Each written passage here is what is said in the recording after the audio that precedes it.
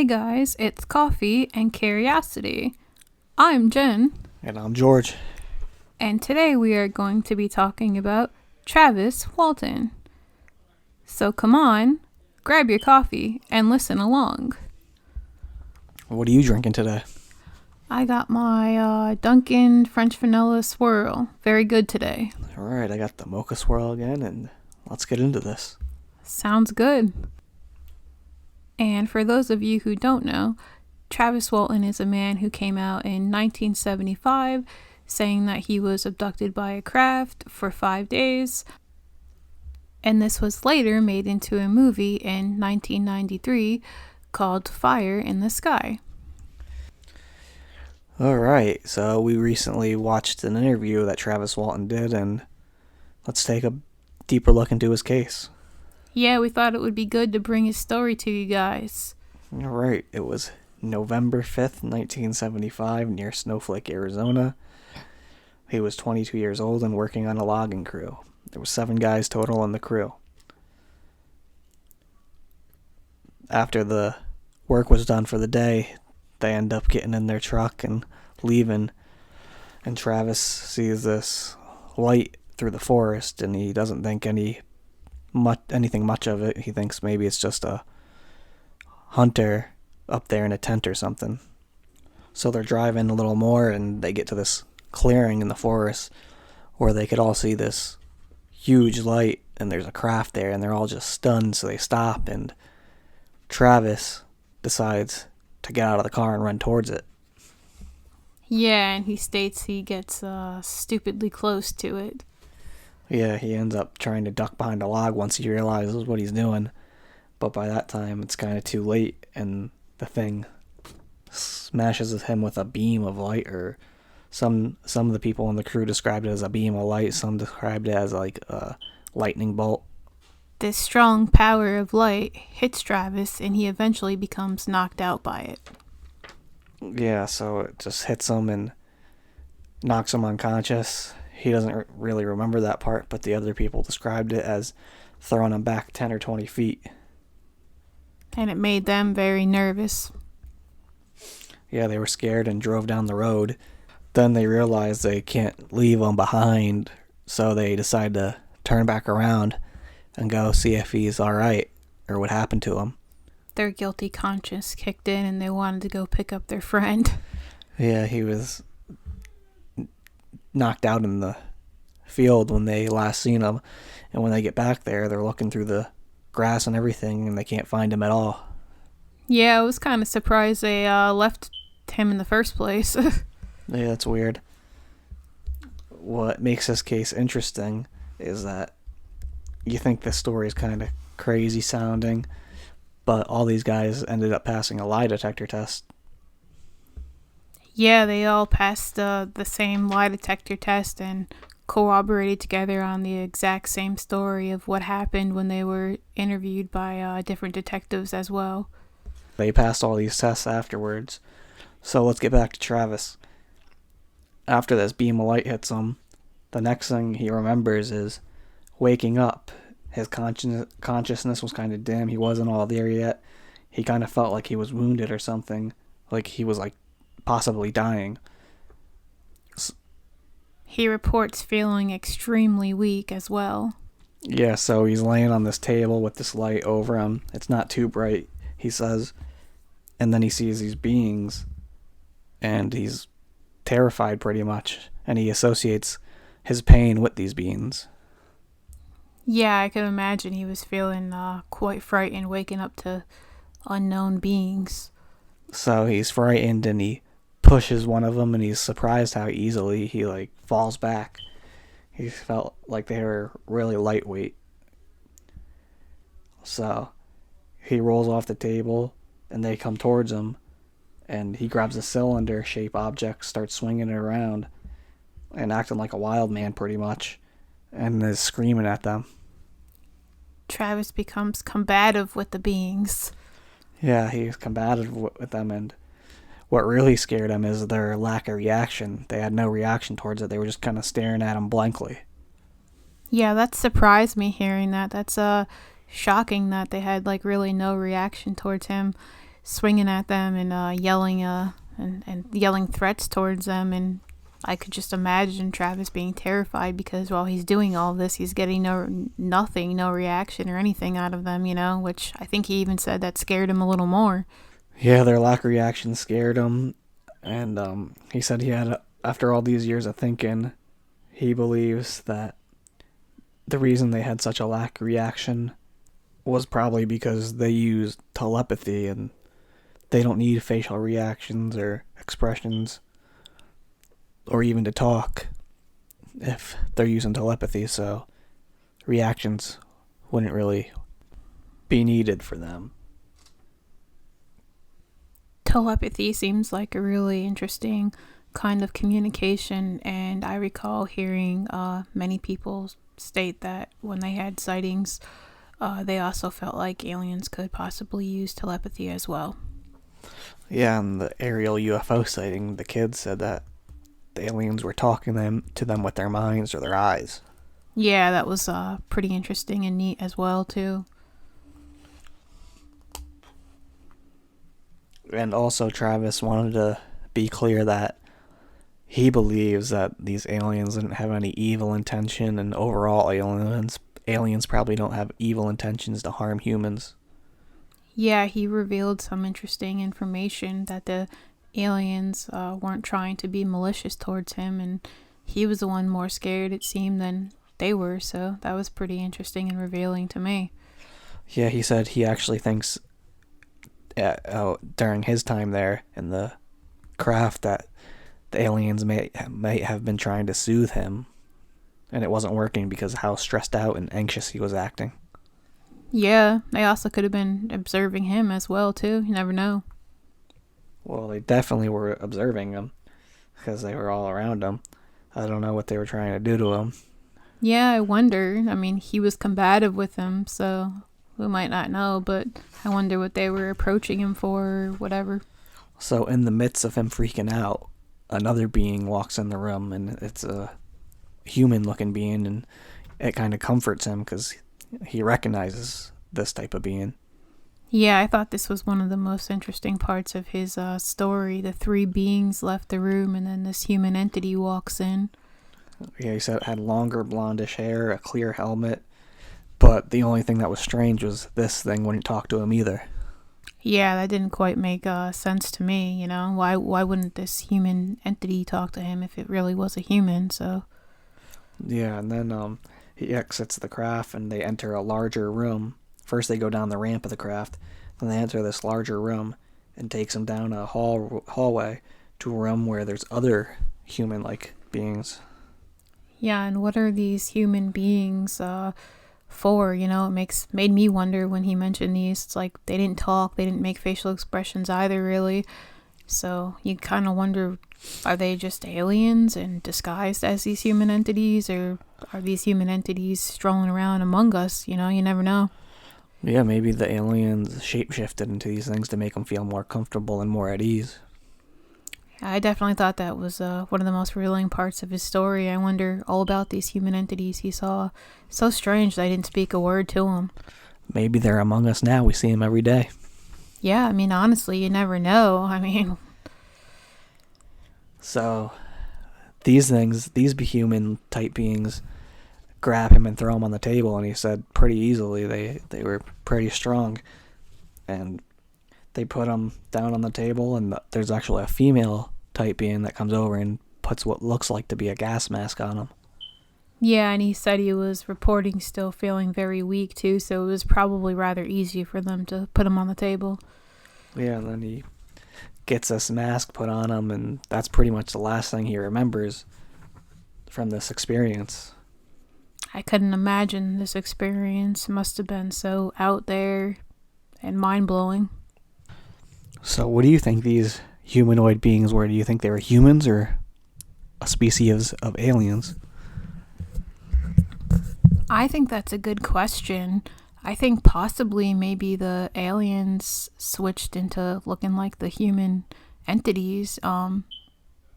That's a theory that I first thought of, Yeah, I think that's a pretty good possibility. And I think maybe they did this to make Travis feel more comfortable in the atmosphere he was in, where everything else was unknown. Maybe if they thought if they switched into a human entity, he'd feel more at ease with something he recognized. Yeah, and it seemed to work, if that was the case. Yeah, it did. It got him going with the human entity to a different room, so it worked somewhat. But I guess we'll never really know exactly what they were, and I find that interesting if it's just a separate human entity, because we have no idea what it is, actually. Yeah, so he's missing for about 5 days at this point, and everybody in the town's starting to wonder what happened. They're starting to think this guy was murdered, and the crew just made up some wacky story to try and hide it. Yeah, that was one of the best parts of him telling his story is when he explained that they thought that his friends, the crew, had murdered him and just made up some kooky story. Yeah, so after the being puts the gas mask looking thing on him, and he doesn't remember anything after that, the first thing he remembers is waking up and having a big light above him, and he looks up in the sky and it's the craft just taking off, and he's in the grass somewhere near where he was first abducted. Yeah, they brought Travis back to the same area he was abducted at. So while Travis was feeling disoriented, he goes to the nearest payphone and gives his brother a call to come pick him up. Yeah, so his brother picks him up and sees he's on the verge of a nervous breakdown, so decides to take him home before bringing him to the cops or anything, and just thinks he's not in the right condition to be talking to anybody. Yeah, and Travis tells him the story of what happened to him, and his brother was pretty sympathetic towards Travis because a decade before, his brother actually had his own experience with sighting a UFO as well. Yeah, he said that he seen a tic-tac-shaped UFO a decade earlier while hunting. It's pretty unique that they both seen UFOs. Well, yeah, one of them was abducted.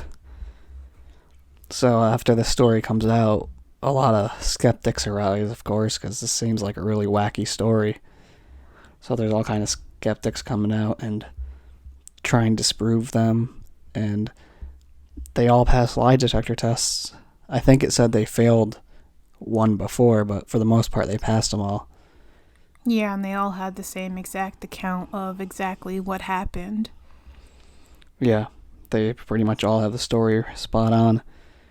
And one of them, even the youngest member, I think his name was Steve, was offered $10,000 to say it was a lie. Yeah, Travis thinks the CIA offered him the $10,000 to discredit his story. Yeah, and he doesn't take the offer, even though his wife says that when he first heard about the offer, he said, "Oh yeah, I'm going to take that offer." And she said, "Wait, I thought you said this whole story was true." And he said, "Well, it is, but I still want the money."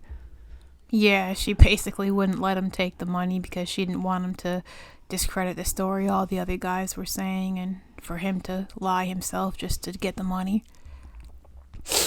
Yeah, and after 45 years now, Travis's story is still the same, and it's been very consistent. And a lot of these stories, when you hear people tell them that they were abducted, it sounds like a complete crazy person is telling the story, but he seems pretty much all together.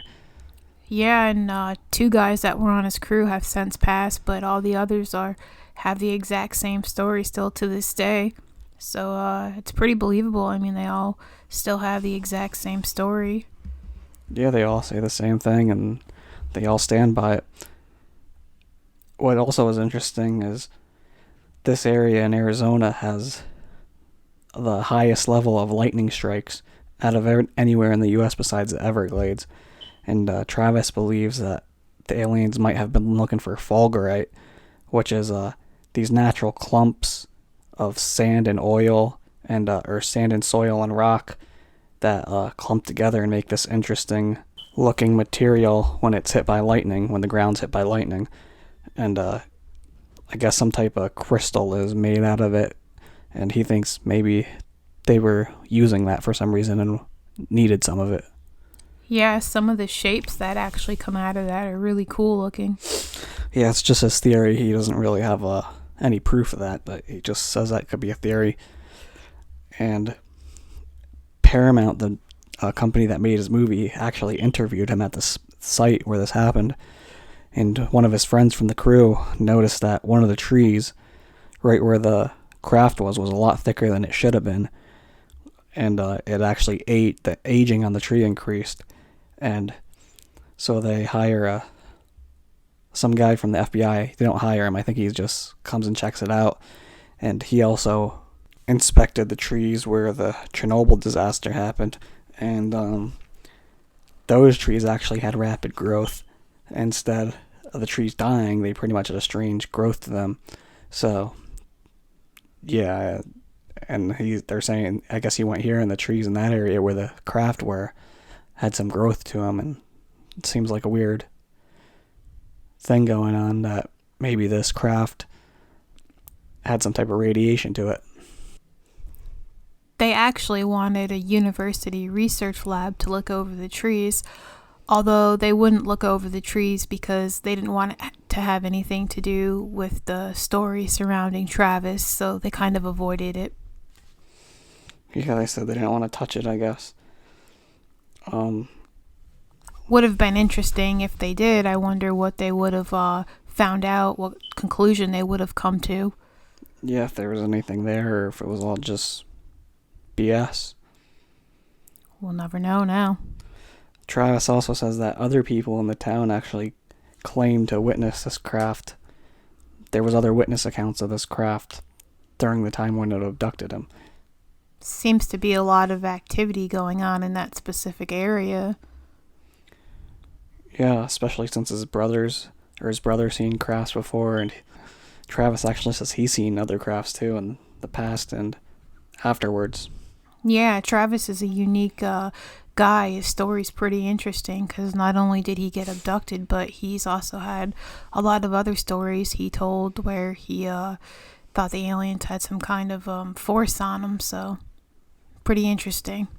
Yeah, he said that one night he woke up out of bed running down the hall, and he has no clue why. And then he got to his kid's room, and the kid was hanging from the top bunk by his neck, and if he would have got there a minute or two later, his son would have died. Yeah, so I'm assuming he's insinuating that he thinks because he was in a dead sleep and he doesn't know how else he would have woken up out of that maybe the alien somehow warned him and made him go into a force running down the hallway. Yeah, so he thinks maybe he also had an experience when he was a kid, a young boy, that he was sleeping around his brothers or something with a sleeping bag, and what happened?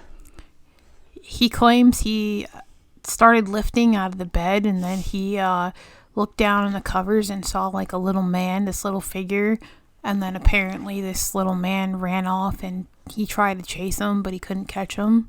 Yeah, I don't think Tyrion was born yet, but yeah, couldn't have been him. Yeah, this guy Travis has some unique stories for sure. Yeah. So I don't know. He says his brothers just said that was a dream, that didn't happen, but he claims it really did happen. And he thinks maybe some of these biologists or other scientists who capture these animals and tag them, he thinks maybe the aliens tagged him and they just check up on him every once in a while or something. That's an interesting theory. It very well could possibly be, since he seems to be forewarned of situations and things like that after he was abducted. Yeah, could definitely be. Another unique story Travis told was about his father and the DNA. Oh yeah, he said he did one of those DNA tests, and his father was actually a physicist at MIT, and he worked on Apollo 14. So that's pretty strange. Yeah, it's really strange. He never explained why he didn't know that before. They were somehow estranged from each other, but that's a pretty cool thing to find out, I think. When Travis Walton got back, he didn't have any physical injuries, although he did get an MRI, and his brain activity was reported as unusual because it was fluctuating vastly back and forth. Yeah, his brain scans came back a little odd, he claims. That was the only physical evidence he says that he has. of his body being altered. Yeah, it was kind of interesting. So the police and skeptics believe that these guys were just hallucinating and high on drugs or something. But he said that he took some blood tests and they were all clean. Yeah, and interestingly enough, the test revealed that none of them had anything in their system. Yeah, so he claims no drugs. But I did read that some people believe he was on drugs because they claim that he was using drugs during this period of his life. I read in an article. So I'm not sure if that's true, but it's possible. That would be really good to find out. That'd be interesting, I haven't heard much about that. Yeah, well, he passed the blood test, so maybe that's not true. But people claim it is. Yeah, he did pass all of his tests, so that says it's good for him. Could be just people trying to discredit him. Yeah.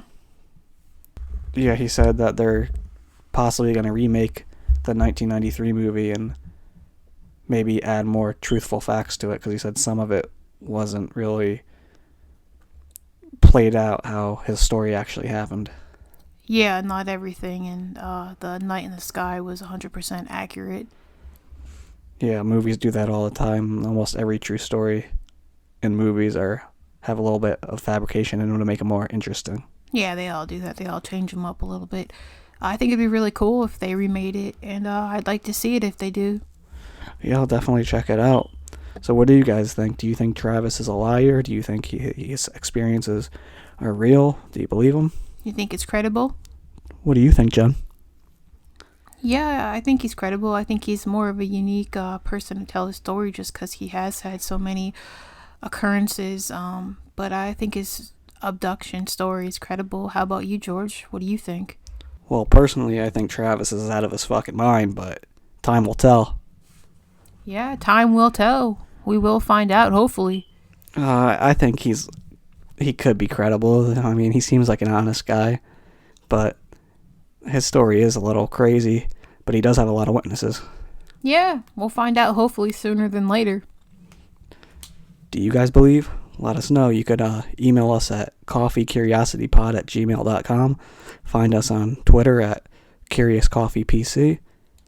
And you could also find us on YouTube. Like, subscribe, and hit the follow button. Thanks for listening, guys. We appreciate it. Bye-bye.